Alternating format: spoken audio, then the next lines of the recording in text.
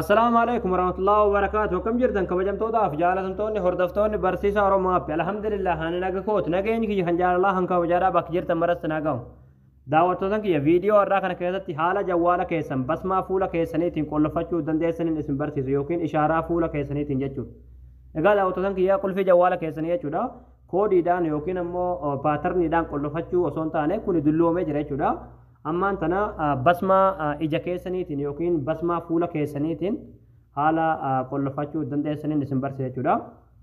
Egaa jawwaalli jechuudha qulfii garaagaraa qaba jechuudha. Garuu namoonni keenya irra caalaan jechuudha basmaa amma qubaasanii fi akkasuma qulfii amma baatarnii yookiin koodiidhaan qollofassan fayyadamta jechuudha. Kun amma immoo dulloomee jira jechuudha.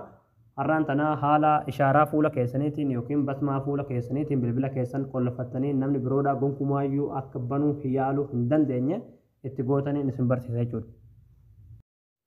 Hayyee daawwattootaan kiyya gama barumsaatiin darbuun duratti warroonni YouTube chaanaala keenyaaf haarawaa taatan baga nagaan dhuftan jechaa barumsa dabalataa argachuudhaaf chaanaala keenya sabskiraayib godhachuun dagatinadha. Yeroo sabskiraabii gootan barumsuun asirratti dabarsinu guyyaan nama dura akka isin bira ga'uuf mallattoo notifikashinii sana kilikii to'adhaa achi booda ool kajettoon irra kaayyadhaadha. Video keenya nan baay'ee dargee kan rafaa deemu laayik godhaadha barumsaan garaadhaa isin darbee YouTube channel keenya jala seenaadha video baay'eetu jira irraa baradhaadha. Egaa gabanumaan hanga barumsaan dabarsaa hanga xumura video kiyyatti obsaan afaana turaan hordofaan sinin jira.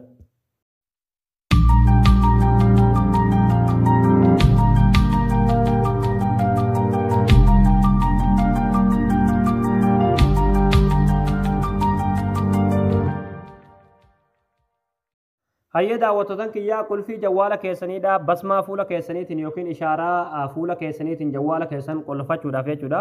Siitingii bilbila keessanirra ni galta jechuudha. Siitingii bilbila keessanii irra galuudhaaf jawwaala keessan matarraa gadanii buttu. Achi booda ayikoonii siitingii kanarratti kilikni gootu. Achi booda asirra gadanii deemtu. Asirratti look screen kajoo kanatti kilikni gootu. Achi booda screen look kajoo kanatti kilikni gootu. Achi booda qulfii jawwaala keessanii san kan amma duratti fayyadamaa turte san itti guutan jechuudha. Okay. Achi booda haala kanaan asitti isin fida yeroo haala kanaan asitti isin fide as jalatti akkuma argaa jirtan filannoo lamatu jira jechuudha. Yoo feetan ishaaraa fuula keessaniitiin bilbila keessan qollofachuu dandeessanii yoo feetan ammoo ishaaraa quba keessaniitiin yookiin basmaa quba keessaniitiin qollofachuu dandeessan jechuudha. Kan ishaaraa qubaa osoo hin taane ishaaraa fuula keessaniitiin yookiin basmaa fuula keessaniitiin qollofachuu dandeessanii isin agarsiisa jechuudha. Filannoo qabdu jechuudha. Kan barbaadan qubaan ishaaraa godhachuu dandeessanii kan barbaadan ammoo fuuluma keessaniin ishaaraa kennuu dandeessan jechuudha. Isin galee jawwaali keessanii yeroo fuulumatti as qabdan jechuudha. Alaaxuudhuma isin banama jechuudha. Osuma isin harkaan tuttuqun jechuudha. Kan fuulaa kun hedduu tokko bareedaadha jechuudha. Akkasuma namnillee banuu hin danda'u.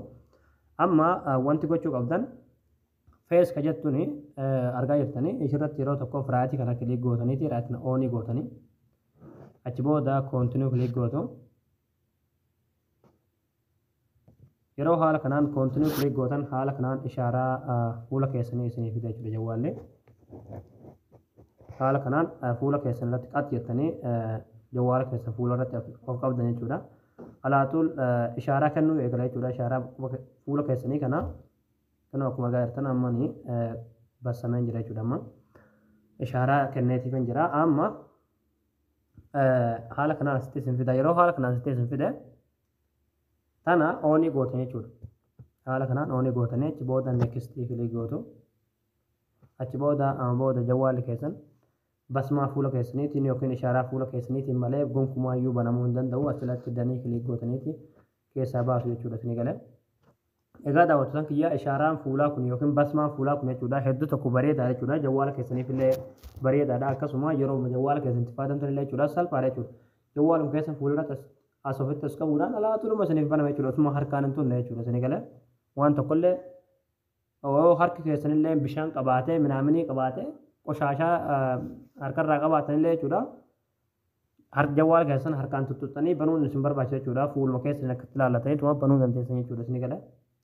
Kanaafuu hedduu tokko bareedaadha jechuudha waan baay'ee tokko namatti tolu haala kanaan basmaa fuula keessaniitiin yookiin ishaaraa fuula keessaniitiin jawwaala keessan qollofattanii qulfii isaadhaa hiikkachuu dandeessanii itti fayyadamuu dandeessanii jechuudha akkasuma akka namni biroolleen bilbila keessan isin jala qulfii isaadhaa seenee hin goraa godhallee hedduu tokko basmaa fuulaa kuni bareedaadha itti fayyadamaadhaan isin jaa egaa daawwattoota kiyyaa isin eegala jettanii abdii qaba barnoonni keenya haraadhaa asirratti raawwataa barumsa bareedaa karaadhaa kan argachuudhaaf chaanaala keenya faariyoota tan sabskiraayib gootanii maatii keenya ta'uu danda'aadha akkasumas viidiyoo keenya kana namni baay'een argee kan raafaatu laayik sheer waliif godhaadha barumsa birootti nagoolti deebinutti waan hordofsaniif galatooma.